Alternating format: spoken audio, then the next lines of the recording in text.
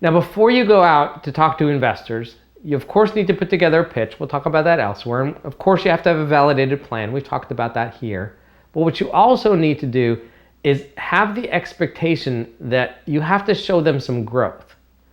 There's some talk on the internet. They talk about it as a dot versus a line. You should expect to talk to the investor the first time and they understand what you do and where you are, but they're very unlikely to write you a check the first time you meet them. It's going to be a month or 3 or 6 or 9 or 12 months later when you meet them the second time and you've shown them what progress you've made, which of course is a catch-22 if you need money in order to make progress. But nonetheless, remember, they want traction. So somehow you need to make some traction happen.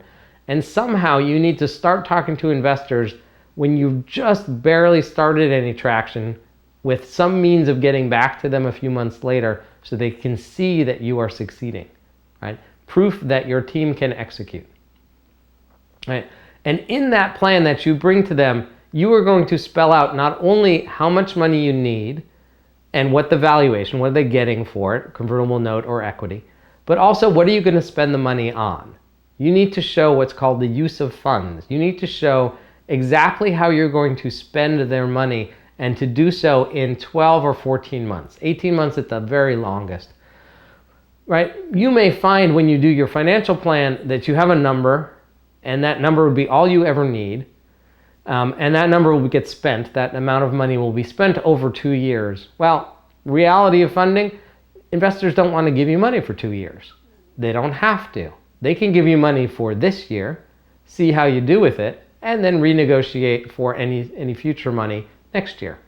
So the norms of fundraising is on an annual cycle. You're going to ask for enough money. You're going to compute in your financial plan what your need is for 12 to 14 months. Go try and raise that money. It will of course take time to do that. Once you have it, you will go and execute for a while. And then if you need more, you're going to start to raise money 4, 5, 6 months before you need it, right? It does take time to raise money, right? In every case, you're going to explain to them what are you going to spend the money on and what are they going to get for it? What is the next milestone that you are spending the money to reach? It doesn't have to be profits. It could be something along the way to profits. You're showing them the potential growth path. That's fine.